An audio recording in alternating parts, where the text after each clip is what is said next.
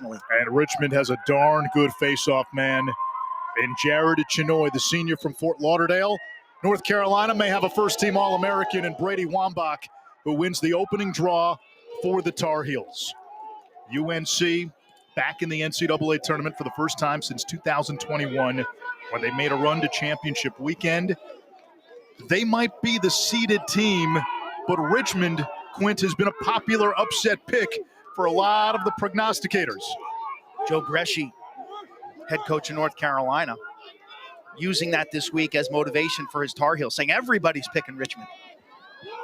That one goes off the stick.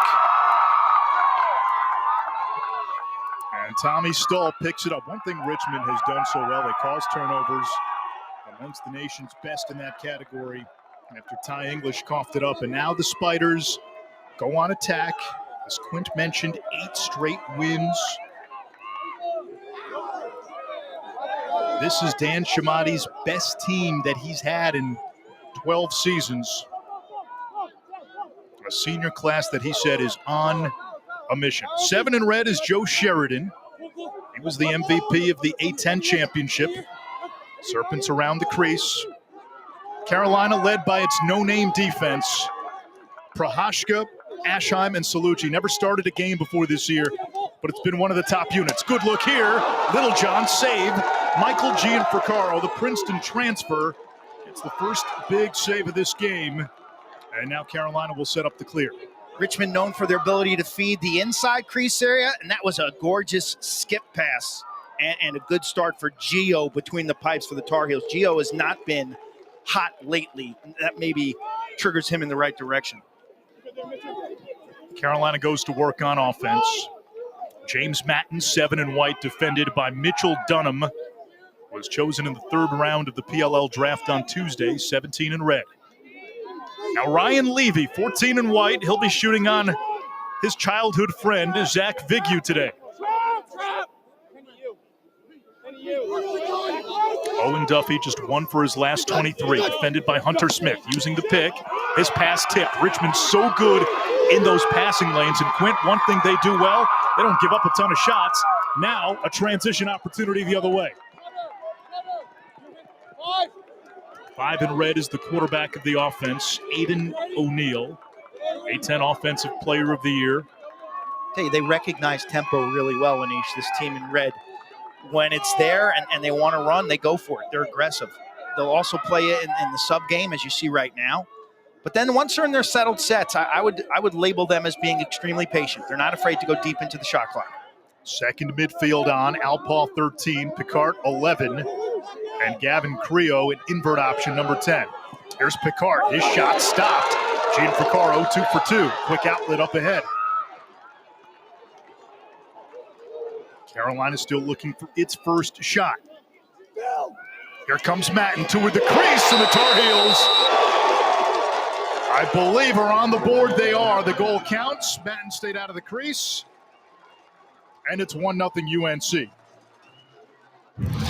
Goalie Michael Gianfrancaro, 2 saves, and that triggers the fast break. Joe Bresci, Carolina head coach, saying, we must play our best game of the year. We must turn up the heat. He wants to make this a track meet. He told us, we have to run. And there it is. They find a way to score in a non-6-on-6 set. And the second piece of that, Quint, face-offs. Carolina feels they have to put pressure on Zach Vigu. He only makes 8 saves per game. It's a defense that limits shots. Make it, take it, lacrosse. Winning face-offs is a big part of the winning cocktail today for UNC. And Carolina wins another face-off. Barton off the ground, lays it back to Gianfrancaro. I like their energy. The Heels are playing with energy. They did not have that in Charlotte in the ACC semifinal game. They came off the bus, and they were flat as a pancake in that game. Now Richmond with the ride. They win it back. So Carolina won the face-off. Richmond gets it back and promptly turns it over. If you're Carolina, you want to avoid clearing the ball up the far side of the field. That's where the substitution box is. Bring it up this near side. Carmichael Arena behind us. Clear towards the Carmichael side. Carolina clears at 90%. There's another tip pass, and that goes out of bounds. It will stay with North Carolina. Lucas Littlejohn got his stick on it. Richmond telling us before the game they practiced that, getting their sticks in passing lanes. It's a big point of emphasis, and it's something they do exceptionally well. Paul Richards, defensive coordinator, trios of defenders will play monkey in the middle, basically. Here comes the freshman, Caden Harshbarger. Ty English, spinning, cycloning, dumps it toward the crease. Duffy will try to track it down. Hunter Smith in pursuit, out of bounds. It stays with UNC. Well, here's the dilemma for North Carolina.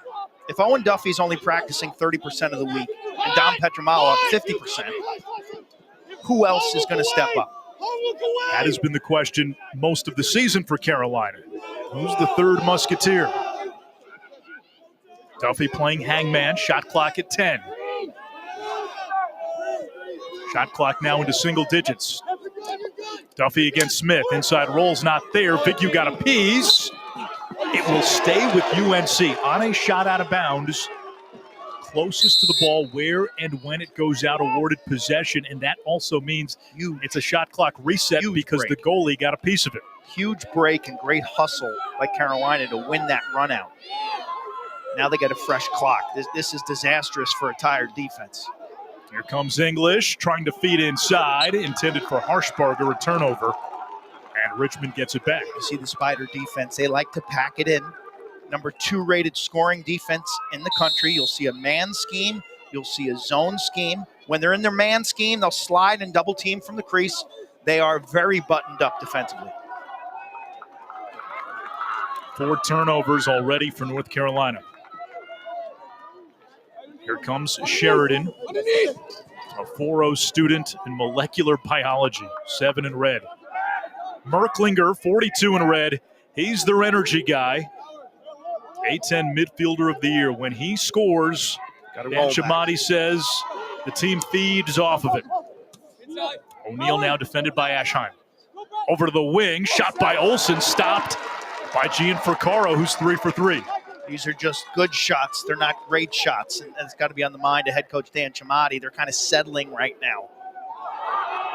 Trouble with the clear. Madden's pass knocked down by Littlejohn again.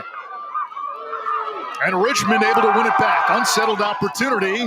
Richmond dumps it over. You can go over and back in the first 20 seconds of the shot clock. Merklinger off the scramble.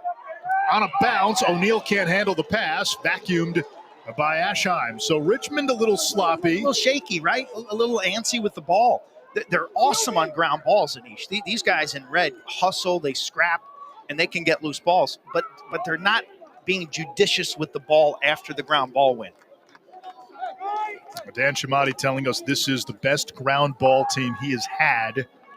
And he said that's the identity of the Spiders. That's who we are, the team that wins what appear to be those 50-50 ground balls. Of all the stats, we asked him. I said, Coach, you have a really impressive stat sheet. What are you most proud of? Ground balls was the first thing he mentioned. Yeah, Richmond, one of 2 teams in the field, top 10 in scoring offense and scoring defense, and coincidentally both on the road in round 1 because the other one is Notre Dame. Here's Brevin Wilson, freshman from Concord in North Carolina. He's got some shake. Man-to-man defense, so slide from the interior here. 17 is the hot man. Cole Wertheim was a midfielder on that Cornell team that finished runner-up in 2022. Now Duffy, turn, shot, save, Vigu. Quint, what does that do? You get that first real save as a goalie in a tournament game? Really, it's just like hockey. The sooner you can get that ball in your stick, the sooner you can make a clean save or get involved with the clear, the better. Meanwhile, Richmond continues to be sloppy. Another turnover by the Spiders. They're second. They got numbers, Carolina. It's a 5-on-4. Levy slams on the brakes. Now Petramala, 77 in white. His dad, Dave, the defensive coordinator, your old teammate, one of the greatest defensemen of all time. He was in typical pregame mode when we spoke to him about 45 minutes ago. Says he feels like he's got the flu every game day. And he said he's felt that way for 30 years. You know you're alive, right? It's one way.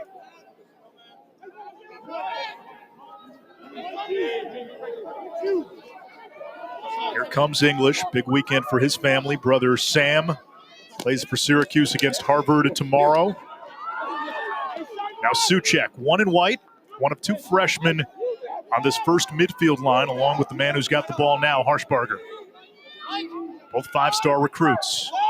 They spin it back to X. Duffy to Suchek. Had some moments down the stretch. Tommy Stull, the senior captain, all over him. And again, shot clock winding down. Carolina almost went offside. Shot clock at 2. Duffy puts one on goal. Vigue wipers it away. And now Richmond will set up its clear.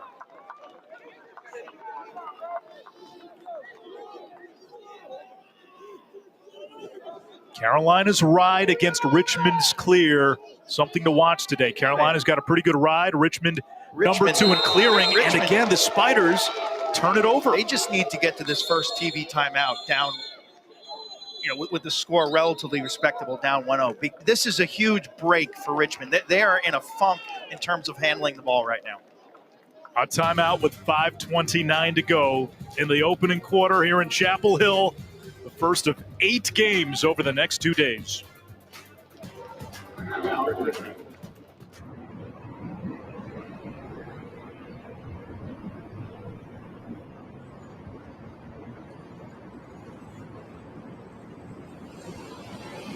Jersey on the right, Zach Vigue on the left, UNC's Ryan Levy. Those two grew up together, played with each other, played against each other. Vigue telling us he came to a lot of Tar Heel games as a kid. He also played with Ron Caputo's kids. Ron Caputo's the D coordinator at Duke, so he's one of those rare cats, Quint, who rooted for both Duke and Carolina growing up in this area. That's insane. That's like saying I like the Steelers and the Ravens. But, Zach, what a likable young man. Yeah. We spent time with him this week. He's not crazy like other goalies. Lacrosse has grown in this region. Apex, and he played club ball with Jake and Owen Caputo. But when he was young, Zach went to a Duke Richmond game in 2016, and that was the first time that Richmond stepped up and beat the big ACC school. Benny Pugh was the Richmond goalie back then, and Zach now today will try to cement his legacy as the goalie for potentially the greatest win in program history. It would be the greatest win if they get it. He told us that Richmond-Duke game is what initially put Richmond on his radar. 10 minutes into this opening quarter, only one goal. Both teams have been a little sloppy. Duffy, feet in front. Matten, bounce shot, missed the cage. It comes to Wilson. Let's see if the timeout by Dan Shamati calmed this Richmond Spiders unit. Wilson feeding in front, perfectly executed, and it's Ryan Levy beating his good buddy Zach Vigue.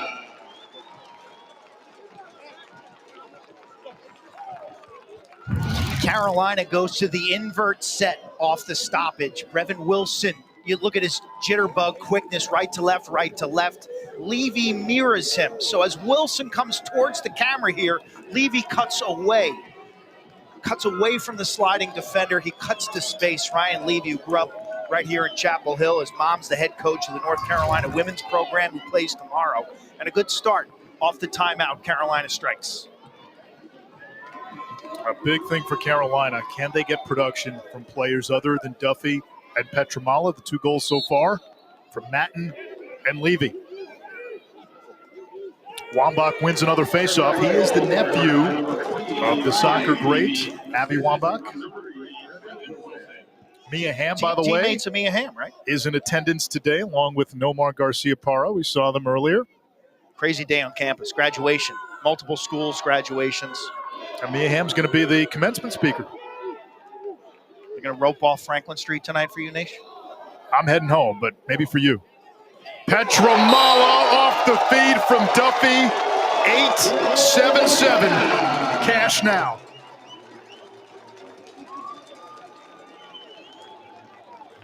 Featured this combo in the open, and anytime 77 can set his feet without defensive interference and let it go, you might as well just turn and rake. That's goal number 46 on the season for the lefty from Baltimore, and here it is. He's got too much time and room. Dom Petramala from Duffy.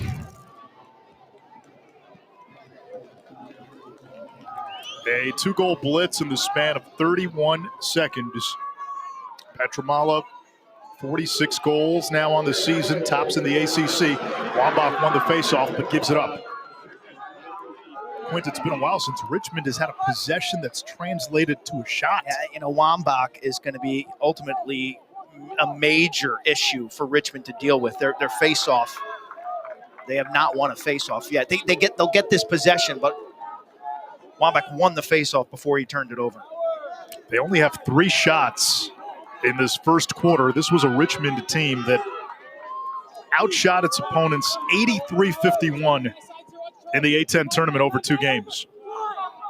On the season, they were plus 18 in shots per game. But this is a Carolina team late in the year. We saw UNC put up 59 shots in a win at Syracuse. Creo, a midfielder this year, ex-attackman last year. No name or not, Anish, this Carolina defense can defend. More sloppiness by Richmond. Littlejohn lost his balance. No flag. We will get a shot clock reset, though. Looks like a loose ball push. Richmond looking to get on the board. It's a reset of the shot clock, which is key. Who can win a matchup for the Spiders? O'Neill's been their alpha, working on Aschheim, using the pick. Aschheim stays with O'Neill. Snakes around the crease. Merklinger, a threat with either hand. Top midfielder in the A10. Now Sheridan. 42 loves the rollback, and Carolina's sitting on that. Sheridan wheels down the alley. Serpents behind the cage. In front, Littlejohn. Tar Heels all over him. That's custody. Dave Petramala, their DC, told us pregame, we have got to take custody of 27, Lucas Littlejohn. They had 2 sticks all over that feed. Great team defense. This no-name defense continues to overachieve. No-name defense that has taken names. Littlejohn puts 75% of his shots on cage, team leader in goals, and he's been the recipient of a lot of those crease feeds, and he usually finishes. Richmond's matchups, they put Hunter Smith, their best cover man, on Duffy. They've got Michael Farrell covering Dom Petramala on the near left wing. He's their best off-ball player. The winner of this game will likely get Cornell in the quarterfinals. Cornell plays Albany tomorrow. We're going to get a loose ball push. You can't be doing that to the Great Danes. No penciling teams in. Okay. Haven't we learned that? Yeah, we have. Especially with the 2 seeds. The history, though. History of the 1s is pretty good. History of the 2s, not so much. 1 seed since the tournament expanded in 03, 21-0 in round 1. It's pretty good. Here comes Duffy. Draws the slide, skips it. Now Wilson. Over to Petramala. Left hand, save, Figure, rebound loose. Petramala again, and sends that one too high. 1:03 to go in this opening quarter. The Tar Heels pitching a shutout. Dom's velocity comes from the torque, but mostly from his wrists. Ryan Levy will begin against Pilling. He was a midseason All-American, short stick D-Midi, 19 in red. I know how much you love midseason All-American lists. As much as I love preseason All-American lists.